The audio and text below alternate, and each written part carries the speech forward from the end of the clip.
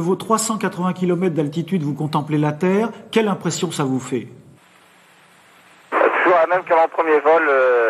J'ai du mal à m'en remettre. J'ai vraiment le fait de savoir que dans quelques jours je vais quitter ce spectacle, c'est assez triste.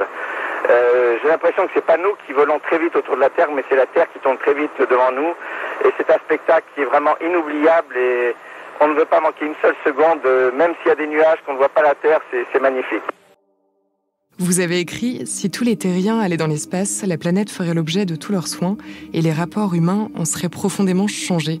Qu'est-ce que vous entendiez précisément par là et qu'est-ce que cette vision de la Terre depuis l'espace a provoqué comme émotion chez vous? Vous savez, quand vous êtes dans l'espace, votre regard porte à 2500 km à la ronde à peu près. Et le contenu change très très vite parce que la Terre tourne à la vitesse de notre vaisseau autour de la Terre. On tourne à 28 000 km par heure. On fait 16 tours du monde par jour. Toutes les 45 minutes, on change d'éclairage, jour-nuit et de saison. Tout est blanc l'hémisphère nord quand c'est l'hiver et tout est coloré quand on survole l'hémisphère sud au même moment, puisque les deux hémisphères sont en saison opposée. Donc c'est très dynamique, c'est très beau. Et vient ensuite une étape suivante qui est, mais qui a créé ce bijou qui est devant nous? Donc les questions sur la création se posent très très fortement parce qu'on a l'impression d'assister à la plus belle des créations, plus belle que le plus beau des tableaux peints par le plus grand des peintres de l'histoire. La Terre est tellement belle parce qu'elle abrite le vivant, elle est colorée, contrastée, contrairement à la Lune qui est assez désolée, mais belle quand même, hein, comme disait Buzz Aldrin, Magnificent Desolation. Mais le fait que la Terre abrite le vivant, qu'elle ait sa propre vie géologique, tectonique, climatique, d'ailleurs c'est pas la Terre qui est fragile, c'est nous. Hein. Quand vous voyez l'épaisseur de l'atmosphère vue sur la tranche à l'horizon, c'est une pellicule extrêmement fine à l'échelle de la planète. Et là, on prend conscience de la fragilité du vivant dont nous faisons partie. On n'a pas tous les questions. Ceux qui sont très croyants, ils ont leur réponse. D'autres pensent que c'est le hasard, mais c'est difficile de penser que le hasard a pu faire un truc comme ça, parce que c'est... Et puis on se pose la question, est-ce que nous sommes seuls ou pas? Alors on n'a pas la réponse, mais le fait d'être dans l'espace nous pousse à nous poser des questions beaucoup plus profondément que si on ne vivait pas cette expérience, par soi-même, avec ses propres sens, avec ses propres yeux, son propre intellect qui se pose les questions. Pour en revenir aux questionnements métaphysiques qui ont pu vous traverser à la vision de la Terre depuis l'espace, est-ce que vous-même vous êtes croyant? Et je crois à quelque chose de supérieur. Je ne dirais pas forcément que c'est le Dieu qu'on nous enseigne à l'Église, mais je crois, c'est un peu une intime conviction, que nous ne sommes pas limités juste à la chair, à la matière, aux réactions chimiques et aux lois de la physique.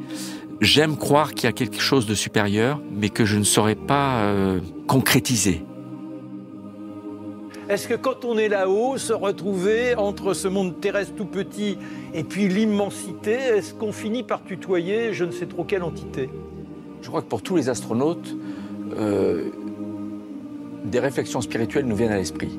On ne peut pas rester insensible à la vue de la Terre depuis l'espace. On fait le tour en 1h30, 16 tours du monde par jour. Toutes les 45 minutes, on change de saison, on change de nocturne à diurne. On voit la Terre vivre en tant qu'être géologique climatique avec les volcans, les ouragans. Ça change très vite. En 10 minutes, le champ de vue qui porte à 2500 km a changé. On passe des glaciers aux atolls turquoises de Polynésie, des Maldives, aux forêts tropicales, au désert, comme ça, en quelques minutes. Et c'est beau parce que la Terre abrite la vie. Et on se pose la question, mais qu'est-ce qui a pu créer cet objet aussi magnifique, aussi isolé, aussi unique? Parce qu'on ne voit pas les étoiles, on a l'impression qu'il n'y a que nous, avec le Soleil et la Lune, sauf si on éteint toutes les lumières dans le cockpit.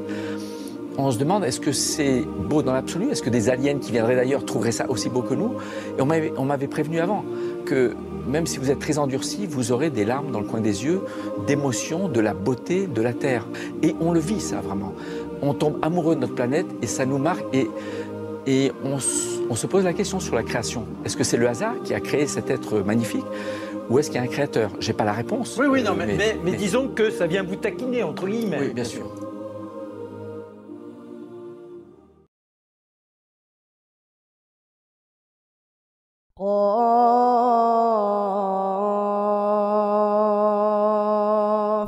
والقرآن المجيد بل عجبوا أن جاءهم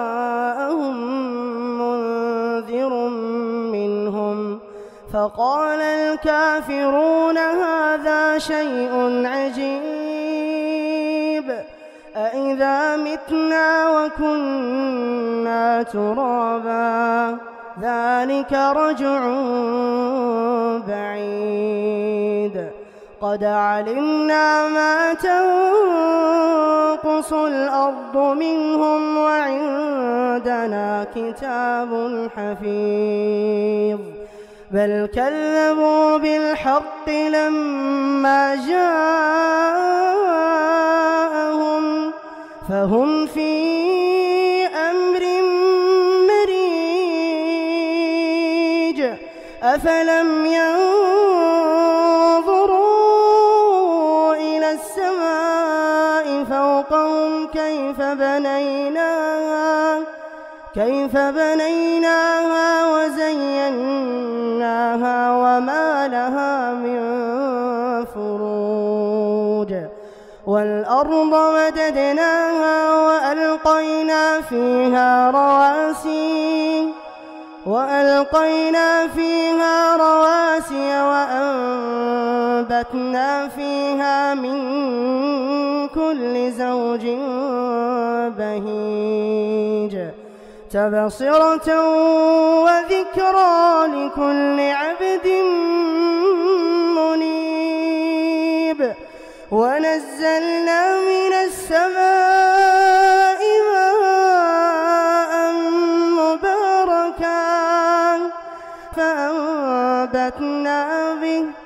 فأنبتنا به جنات وحب الحصيد والنخل باسقات لها طلع نضيد رزقا للعباد وأحيينا به بلدة ميتا كذلك الخروج.